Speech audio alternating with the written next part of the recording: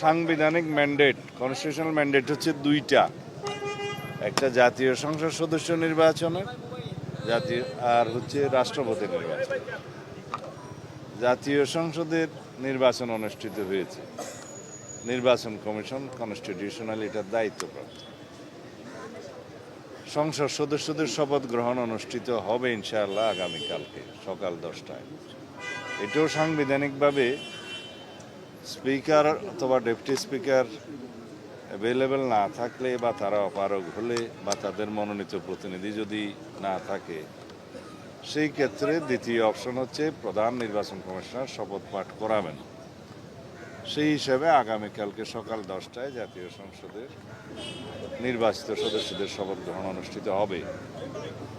এইটা প্রধান নির্বাচন কমিশনের সাংবিধানিক এখতিয়ার আছে।